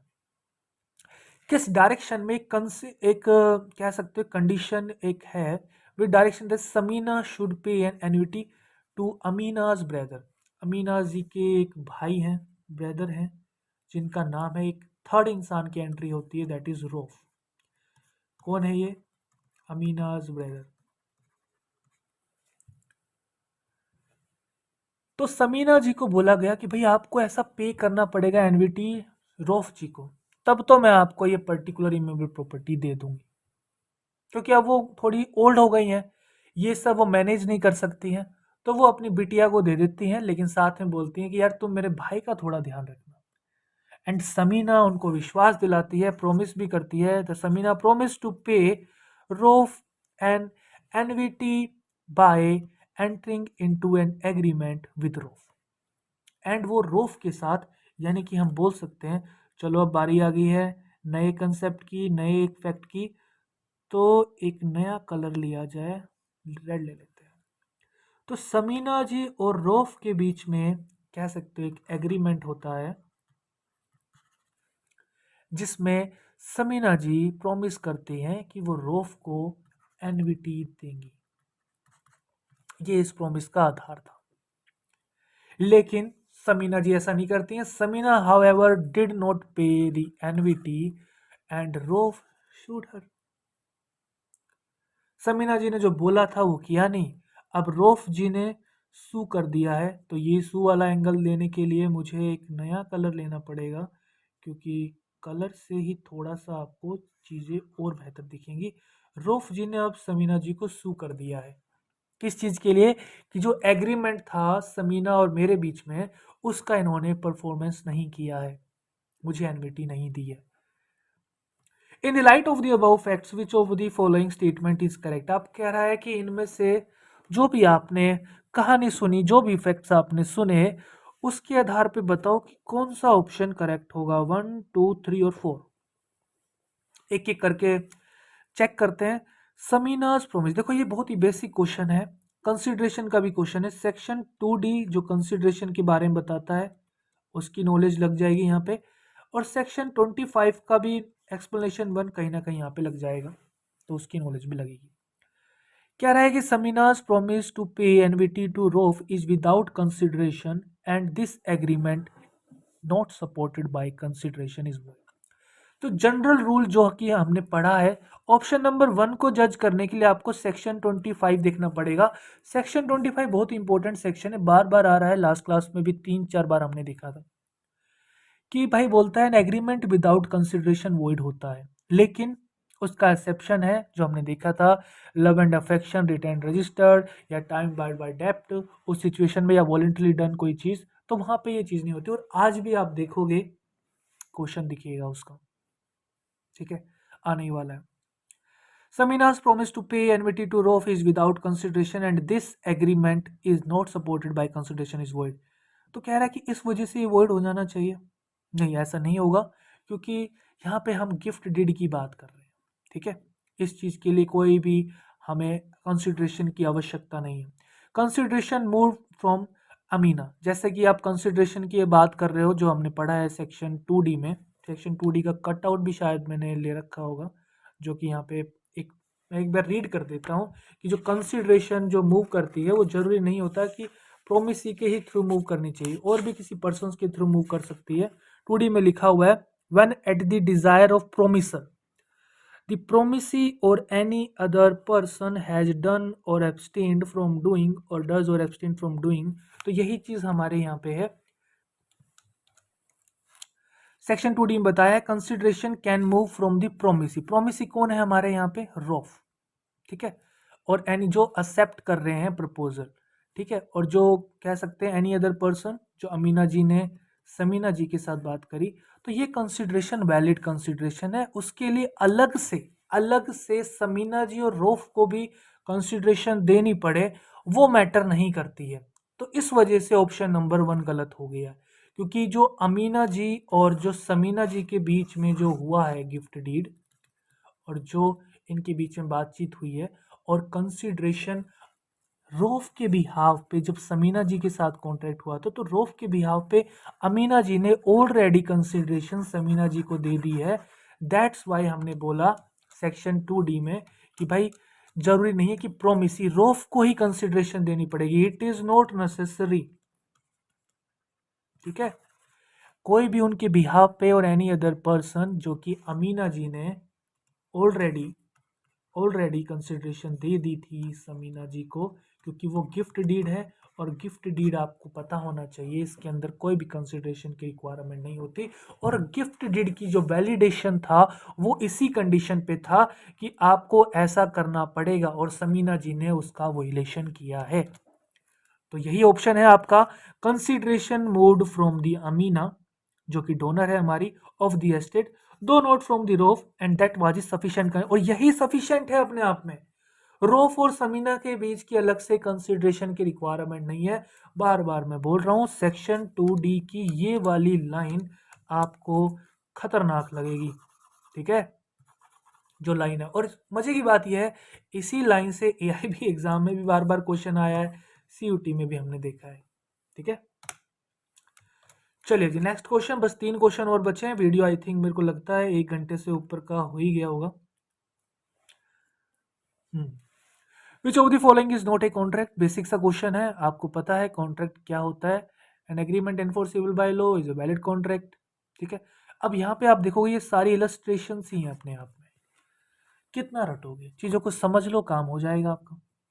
पहला क्वेश्चन ऑप्शन है, सुमित प्रोमिसेस टू गिव विमल, सुमित ने विमल को प्रोमिस किया, जो कि उसका नेफ्यू है, कि वो तुमको एक स्टाइपेंड देगा 5,000 ए मंथ फॉर 1 ईयर। किस चीज के अंदर? Out of natural love and affection. क्या ये कॉन्ट्रैक्ट है? इन सभी ऑप्शंस के लिए आपको सेक्शन 25 की इलस्ट्रेशन यूज करेंगे। भाई ये नहीं है, क्योंकि रिटर्न और रजिस्टर्ड नहीं, तो नॉट ए कॉन्ट्रैक्ट, यही आपका आंसर हो गया। अब बारी बारी करके मैं आपको दिखा देता हूं कि ऑप्शन नंबर 1 के लिए आप इलस्ट्रेशन नंबर बी पढ़ सकते थे, सेक्शन नंबर 25 की। लो पढ़ने के लिए आप ये पूरा 25 का 1 पढ़ सकते थे, लेकिन हम चलो डायरेक्ट इलस्ट्रेशन पे चलते हैं, ठीक है। A for natural love and affection promise to B his son ₹1,000, जो कि बी है। A put his promise to B in writing and registered. यहाँ पे भी आप देखोगे नेचुरल लव एंड अफेक्शन के जरिए ए ने बी को ऐसा प्रोमिस किया कि वो ₹1,000 देगा, लेकिन ये चीज़ रिटर्न भी थी, रजिस्टर्ड में भी थी, इसीलिए कॉन्ट्रैक्ट में थी। और हमारे केस में ऐसा नहीं था, इसलिए भैया ये कॉन्ट्रैक्ट में नहीं है, और यही आपका आंसर है। विच of the following is not a contract, ठीक है। कमी क्या मिली? हमने इलस्ट्रेशन ए पढ़ लिया, हमारा काम हो गया। पता होना चाहिए कौन सी चीज कहां पे। अब बात करते हैं, Tina owns Meena a debt of ₹10,000 that is barred by limitation. She however promises, Tina promise कर देती है, लेकिन इन राइटिंग रिटर्न में करती है टू पे दी टाइम बार्ड। अब ये भी आप देखोगे लॉ का प्रोविजन है, जो कि आप 25(3) का आप यूज कर सकते हो। एंड अगर आपको इलस्ट्रेशन देखनी है, 25 तो यार जन्म सिद्ध आर्टिकल सेक्शन बन गया, इसको नहीं पढ़ के जा रहे तो फिर क्या पढ़ के गए आप, ठीक है। कह रहा है कि A owes B ₹1,000 but the debt is barred by limitation act. अब यहाँ पे ए ने साइन कर दिया रिटर्न प्रोमिस टू बी, और ये कह रहा है इस वजह से ये कॉन्ट्रैक्ट वैलिड है, ठीक है। तो ऑप्शन नंबर 2 तो वैलिड कॉन्ट्रैक्ट है, हमें तो बताना था जो कॉन्ट्रैक्ट नहीं है। Ramesh finds and returns Piku's lost dog. भाई रमेश को पीकू का जो एक डॉग था वो खो गया था, वो मिलता है एंड वो उसको रिटर्न भी कर देता है। पीकू खुश होता है इस चीज से और वादा करता है कि भैया मैं तुम्हें 5,000 दूंगा। क्या ये एक वैलिड कॉन्ट्रैक्ट है? अब देखो ये भी है, क्योंकि ये भी एक इलस्ट्रेशन सी है आपकी। वॉलेंटरली डन समथिंग जो 25(2) में हम पढ़ते हैं, जैसे कोई भी लॉस्ट डॉग हमारे यहाँ पे है। हाँ, एक इलस्ट्रेशन सी जो कि बताता है, यहाँ पे डॉग नहीं, यहाँ पे पर्स मान लो आप, ये पर्स को डॉग मान लो। A finds B is purse and give is to him. B promise करता है कि वो तुम्हें 50 रुपये देगा, और ये एक वैलिड कॉन्ट्रैक्ट है। वो यहाँ पे लिखा हुआ है दिस इज वैलिड कॉन्ट्रैक्ट, और आपसे तो बोल रहा है कि भाई आपको तो नॉट ए कॉन्ट्रैक्ट वाला ऑप्शन चूज करना है, तो ये भी है हमारा आंसर नहीं होगा, यही आंसर होगा बन। अगला देखते हैं, Arpan freely agrees to sell gold necklace to Shriya for. Freely word ही अपने आप में आ गया जो फ्री कंसेंट दे दी, ठीक है। एंड कंसिडरेशन, अब यहाँ पे एडुकेट है या इन एडुकेट है, ये कोर्ट का डिस्क्रिप्शन डिमांड करता है, एंड इसके लिए आप पढ़ सकते हो एक्सप्लेनेशन 2/25, और अगर डिटेल में जाना है तो इलस्ट्रेशन जी आप पढ़ सकते हो, ठीक है। कुछ वैसा ही दे रखा है।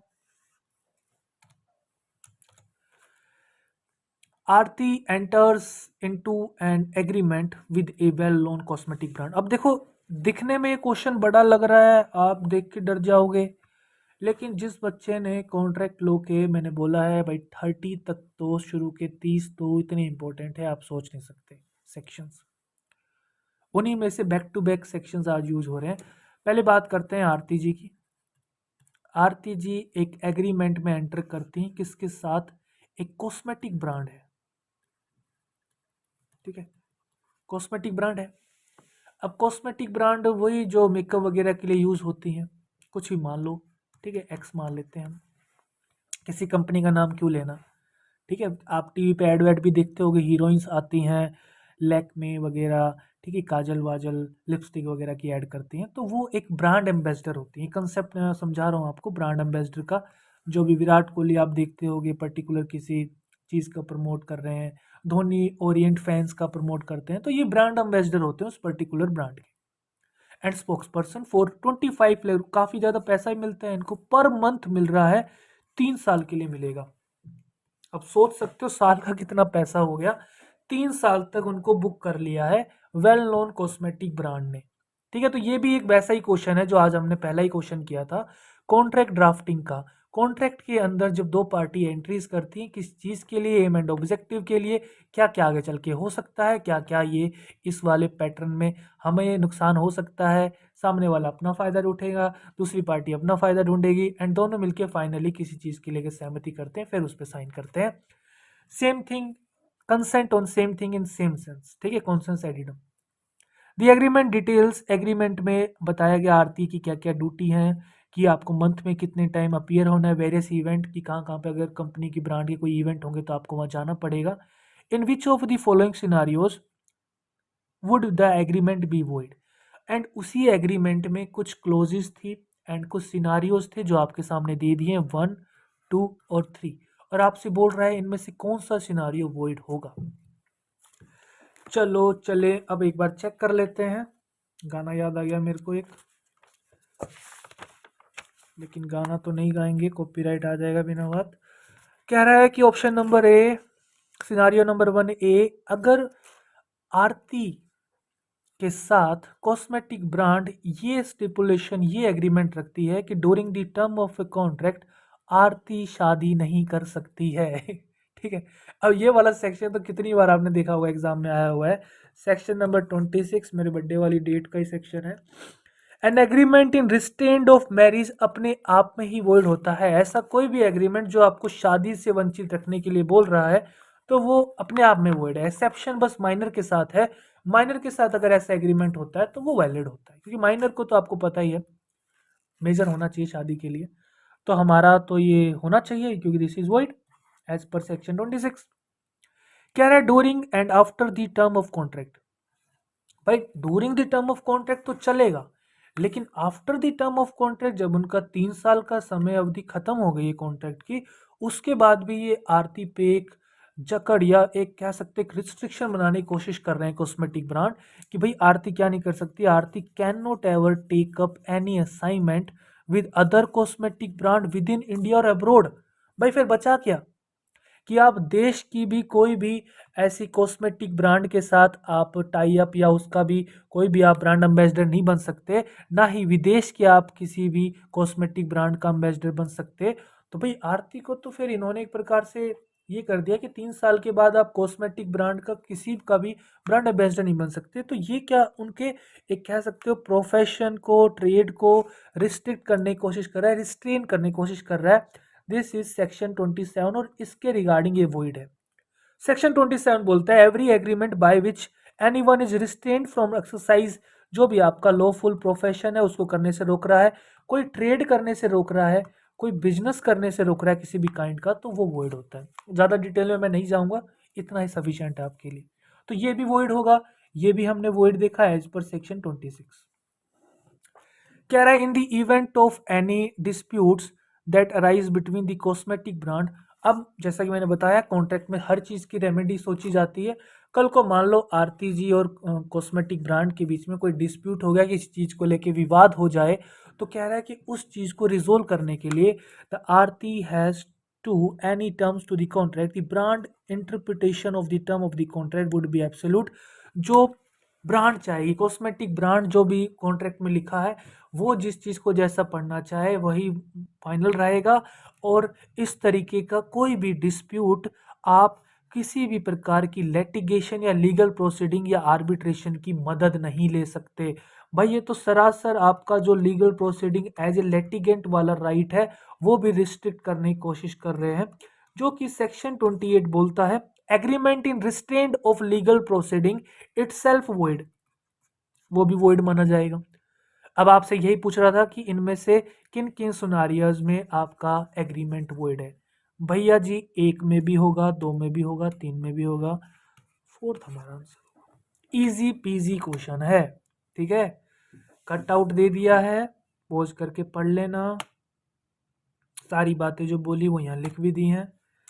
सेकंड लास्ट क्वेश्चन है हमारे लिए। देखते ही देखते समय के साथ साथ हम आगे बढ़ गए और आज ये लेक्चर शायद 1.5 घंटे तक का मेरे को जाता दिख रहा है। काफ़ी टाइम बाद लंबा लेक्चर लिया है, चलो कोई नहीं। Which of the following statement is false, इसमें से आपको फॉल्स स्टेटमेंट बतानी है।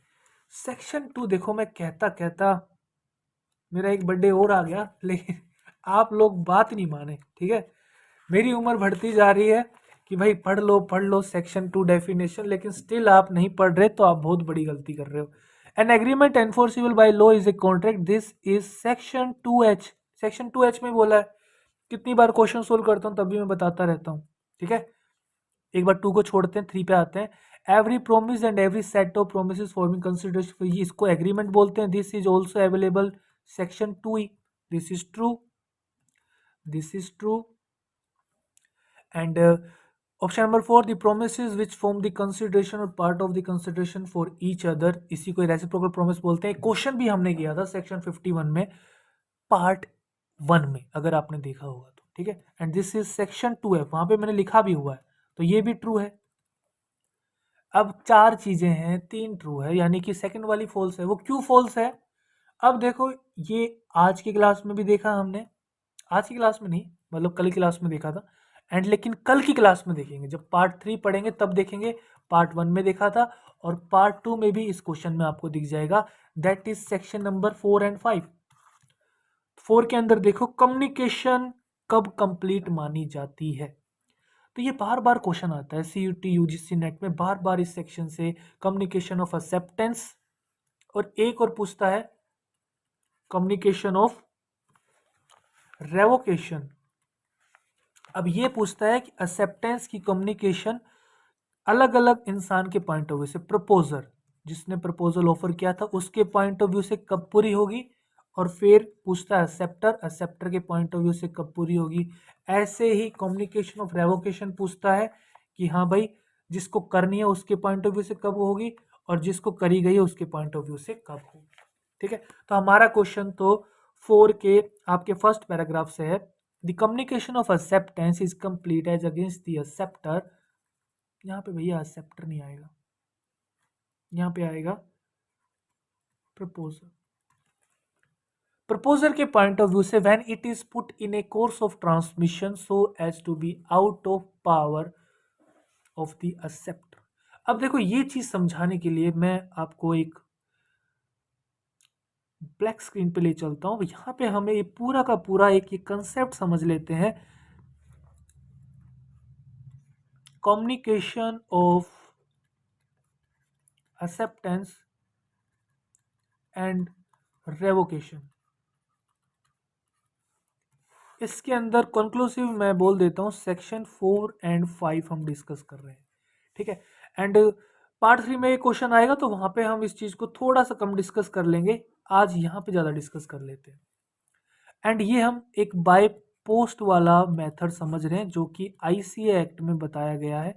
आज के टाइम में आप देखोगे केडिया वाला केस पढ़ा होगा आपने, जिसके अंदर हमने देखा था कि फोन के जरिए जो कॉन्ट्रैक्ट फॉर्मेशन होती है, कौन सा प्लेस माना जाएगा कि कॉन्ट्रैक्ट फॉर्मेशन हुआ है, ठीक है।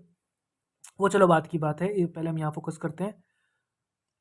मान लो ये प्रोमिसर है, ठीक है। प्रोमिसर कौन? जिसने प्रपोजल रखा है, प्रपोजर बोल दो आप इसको, ठीक है। प्रपोजर, प्रपोजर ने एक प्रपोजल लिखा एक इंसान को, जिसको हम एक्सेप्टर बोल देते हैं फिलहाल, कि वो मानेगा ही मानेगा, ठीक है। हम क्योंकि हमें ये कंसेप्ट समझना है।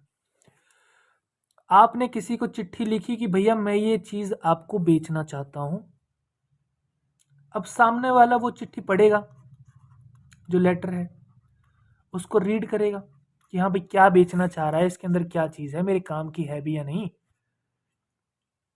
अगर उसको उस लेटर में सारे उसके क्वेश्चंस के आंसर जवाब मिल जाते हैं, जवाब मिल गए उसको कि क्या चीज है, कितने की चीज है, कितने टाइम की इसकी गारंटी है, क्या हर एक चीज का जवाब इसमें मिल गया। प्रपोजर ने अच्छे से ड्राफ्ट करके एक लेटर भेजा, पोस्ट भेजा, तो एक्सेप्टर प्रपोजर ने उसमें लिख भी दिया अगर तुम्हें मंजूर है तो अपना जवाब चिट्ठी के जरिए मुझे भेज दो कि हाँ मैं इच्छुक हूं इसको खरीदने में, ठीक है। तो प्रपोजर के पॉइंट ऑफ व्यू से पूछ रहा है कि कम्युनिकेशन ऑफ एक्सेप्टेंस कब कंप्लीट होगी। जब एक्सेप्टर पोस्ट ऑफिस में जाके उस लेटर को पोस्ट कर देगा।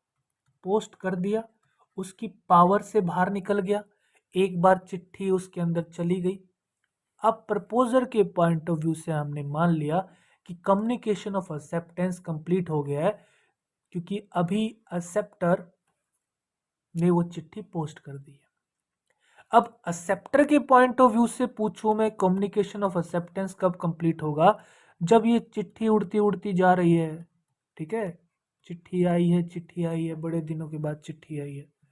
अब ये चिट्ठी उड़ती उड़ती जा रही है, अब उड़ती उड़ती जा रही है, रास्ते में पता नहीं क्या हो जाए। जब तक प्रपोजर को ये चिट्ठी नहीं मिल जाती है, जब तक प्रपोजर को वो पोस्ट नहीं मिल जाता है, जब तक हम बोलेंगे कि कम्युनिकेशन ऑफ एक्सेप्टेंस एक्सेप्टर के पॉइंट ऑफ व्यू से कंप्लीट नहीं हुआ। लेकिन जैसे ही उसको वो मिल गया तो फिर हो जाएगा कंप्लीट एक्सेप्टर के पॉइंट ऑफ व्यू से। When it comes to the knowledge of proposer, यही लिखा गया है सेक्शन 4 के। अब हम एक बार इसका रेवोकेशन वाला कंसेप्ट समझ लेते हैं डिफरेंट कलर से। रेवोकेशन में क्या है, अब मान लो इसी सिनारियो में हम समझेंगे। सिचुएशन मान लो ऐसी आई कि प्रपोजर ने चिट्ठी में ड्राफ्ट करके जो भेजा, यहाँ पे चिट्ठी आ रही आ रही आ रही है, लेकिन अभी तक एक्सेप्टर के पास पहुंची नहीं है, या फिर एक्सेप्टर के पास पहुंच गई है लेकिन एक्सेप्टर ने अब तक पोस्ट नहीं करी है, ठीक है। दाखिले में पोस्ट ऑफिस में जाके उसने उस अपनी जवाब को, एक्सेप्टेंस को पोस्ट नहीं किया है। तो प्रपोजर को ये राइट है कि जब तक एक्सेप्टर ने वो चिट्ठी पोस्ट नहीं की है, उससे पहले पहले बिफोर दैट वो चाहे तो ये जो प्रपोजल है उसको रिवोक कर सकता है कि भाई मुझे अब आपके साथ कोई भी इस चीज में इंटरेस्ट नहीं है, ठीक है। यही सेक्शन 5 में लिखा है, एक बार मैं कोट कर देता हूं इंग्लिश में। Revocation of proposal and acceptance. तो प्रपोजल का आप रेवोकेशन कब कर सकते हो, प्रपोजल का रेवोकेशन प्रपोजर करेगा एंड एक्सेप्टेंस का रेवोकेशन एक्सेप्टर करेगा, ठीक है। तो रेवोकेशन ऑफ एक्सेप्टेंस एक्सेप्टर करेगा और रेवोकेशन ऑफ प्रपोजल प्रपोजर करेगा। भाई जिसने प्रपोजल रखा है वही तो अब अपनी बात से मुकरना चाहेगा। जिसने कोई चीज एक्सेप्ट करी है वही तो वो अपने एक्सेप्टेंस से मुकरना चाहेगा। तो प्रपोजर कब तक मुकर सकता है वो आपको मैं बता रहा हूं, क्योंकि बार बार पूछता है। जब तक एक्सेप्टर ने चिट्ठी बाय पोस्ट नहीं भेजी है उससे पहले। वही सेक्शन 5 कोट करता है। सेक्शन 5 से पैराग्राफ 1, ए प्रपोजल में बी रिवोक्ड किया जा सकता है at any time before the communication of acceptance is complete. Communication of acceptance complete होने से पहले। किसके पॉइंट ऑफ व्यू से? प्रपोजर के पॉइंट ऑफ व्यू से। और कम्युनिकेशन ऑफ एक्सेप्टेंस हमने पढ़ा था प्रपोजर के पॉइंट ऑफ व्यू से तब पूरा होता है जब एक्सेप्टर पोस्ट ऑफिस पे जाके चिट्ठी को पोस्ट कर देता है, उसकी पावर से बाहर चली गई है। तो अगर हम इसको उल्टा पढ़ें तो चिट्ठी पोस्ट करने से पहले पहले प्रपोजर रेवोक कर सकता है प्रपोजल को। सिंपल सी बात है। अगर ना समझ में आए तो एक बार बैक करके फिर से समझ लेना, ना समझ में आए तो एक बार फिर से समझ लेना। लेकिन ये चीज प्रॉब्लम करती है बच्चों को, मुझे पता है, लेकिन मैंने बहुत अच्छे से समझा दिया हिंदी इंग्लिश में अच्छे से क्लियर करके। ठीक है, लेकिन उसके बाद नहीं कर सकता। एक बार चिट्ठी पोस्ट हो गई है तो फिर प्रपोजल रेवोकेशन ऑफ प्रपोजल नहीं कर सकता। ठीक है, उससे पहले पहले कर सकता है। अब हम देख लेते हैं कि अगर एक्सेप्टर ने कोई चीज एक्सेप्ट कर ली है लेकिन अब उसका मन बदल गया है, अब वो चाहता है इसका रेवोकेशन करना, that is revocation of acceptance. तो वो कैसे होगी? वो होगी सेक्शन 5 के ही सेकंड पैराग्राफ में बताया है। जैसे हमने पढ़ा कि एक्सेप्टर का कम्युनिकेशन ऑफ एक्सेप्टेंस कब कंप्लीट होता था? जब चिट्ठी उड़ उड़ के जाती थी और प्रपोजर की नॉलेज में आ जाती थी कि हाँ भाई अब फाइनली प्रपोजर को उसका जवाब मिल गया है, तब माना जाता था कि एक्सेप्टर का कम्युनिकेशन ऑफ एक्सेप्टेंस कंप्लीट हो गया है एक्सेप्टर के पॉइंट ऑफ व्यू से। तो यहाँ पे अगर उसको रेवोक करना है अपना एक्सेप्टेंस, तो प्रपोजर तक वो चिट्ठी पहुंचने से पहले, प्रपोजर तक वो पोस्ट पहुंचने से पहले तक, बिफोर दैट आप इस चीज को रिवोक कर सकते हो। लेकिन एक बार चिट्ठी प्रपोजर तक पहुंच गई उसके एक्सेप्टेंस की, फिर उसके बाद नहीं कर सकते। वही यहाँ पे लिखा हुआ है एन एक्सेप्टेंस में बी रिवोक्ड। जो एक्सेप्टेंस रिवोक करेगा एक्सेप्टर करेगा, एक्सेप्टर वाला भैया करेगा। May be revoked at any time before the communication of acceptance is complete. Communication of acceptance is complete किसके पॉइंट ऑफ व्यू से? एक्सेप्टर के पॉइंट ऑफ व्यू से। एक्सेप्टर के पॉइंट ऑफ व्यू से कब बोला मैंने कम्युनिकेशन ऑफ एक्सेप्टेंस कब कंप्लीट होता है? जब प्रपोजर को वो चिट्ठी मिल जाती है कि हाँ भाई कि मैं तुम्हें ये चीज के लिए सहमत हूं।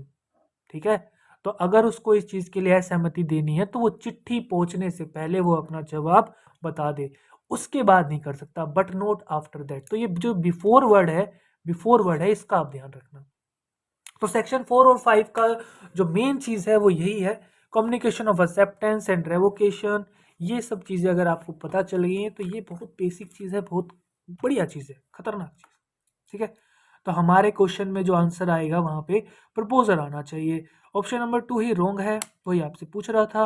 आप सब देख सकते हो यहाँ से क्वेश्चन आया हुआ है, ऑप्शन नंबर 2 यहाँ से आया हुआ है, तो ये प्रपोजर आना चाहिए था। प्रपोजर ही है ना। Last question of the today's class lecture हम बोल सकते हैं। Based on the following assertion and reason choose the correct option. Assertion reason का क्वेश्चन है। असर्शन क्या है? अभिकथन क्या है? Whenever the object of an agreement is oppose to public policy. भैया लास्ट क्लास देखिए हमने, लास्ट क्लास पार्ट 1 जाके देखो। सेक्शन 23 में हमने पढ़ा है कि कंसिडरेशन, अगर ऐसी कोई कंसिडरेशन पब्लिक पॉलिसी के अगेंस्ट है तो वो वॉइड कंसिडरेशन, वॉइड एग्रीमेंट में आ जाएगी। तो ये तो ट्रू है, ये ट्रू है तो ऑप्शन नंबर 4 आंसर नहीं हो सकता। अब हमें ये चेक करना है क्या रीजनिंग ट्रू है या फॉल्स।